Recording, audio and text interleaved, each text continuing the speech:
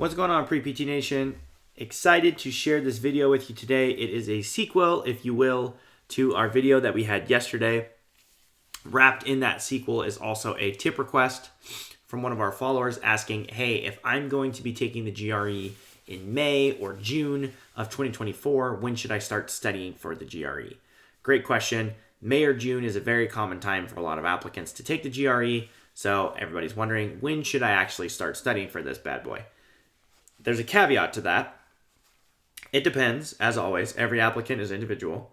But for our example here, if my target score is a 156 and a 155, and I'm roughly, from my practice test that I took, I am roughly 20 points below that, I am going to give myself a longer runway of 2 to 3 months, okay?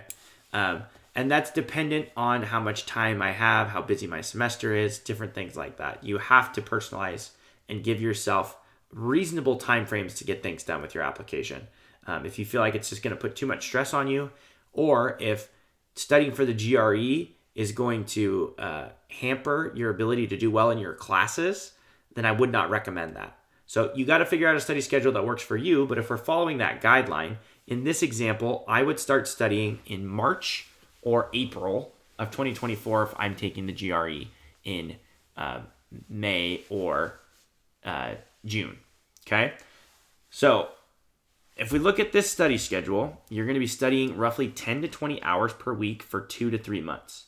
Again, based on your individual needs and circumstances. Okay, so we already have week 1. We took our retired GRE paper practice test, and this was our score. So then what we're going to do is for the rest of week 1 and the rest of week 2, we're going to review, analyze, and correct weaknesses from practice test 1. The reason why we're going to take 2 weeks is because at the beginning, you have more mistakes, more errors, more weaknesses, and things you need to work on. So as a result of that, you're going to give yourself more time to really analyze this test, know what you need to work on, identify the different question categories, and help you figure out if you need to get new strategies to handle those questions. Then you have week number 3, you're going to take another practice test, okay? You're going to give yourself another 2 weeks to review your areas of weakness and study. And then once we hit week 5, we're taking a practice test every week leading up to week 8. Because at this point, you should have minimal weaknesses that you need to correct. And you should start to get pretty refined and pretty sharp with your scores. Your scores should be trending upwards towards your target that you're shooting for. And then as we see here, we get down to week 8 and week 9, potentially, if you have some wiggle room with that. You're going to mostly be reviewing material that you're still having a hard time with, making sure you get plenty of sleep, plenty of rest, that you're eating well, so that way you can perform well on your actual test date. So hope this video has been helpful for you. If you are having struggles with your individual GRE prep, or you are not sure when to fit this into your application, go ahead and comment down below, or you can send me a DM.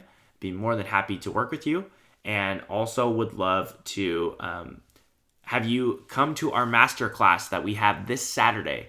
It's not too late to register. You can still sign up. And if you can't make it to the live event, you can be able to watch the recording. That'll be sent out a couple hours afterwards. We'll be going over the GRE in that masterclass as well. Thanks so much. Hope you have an awesome rest of your day, and happy applying.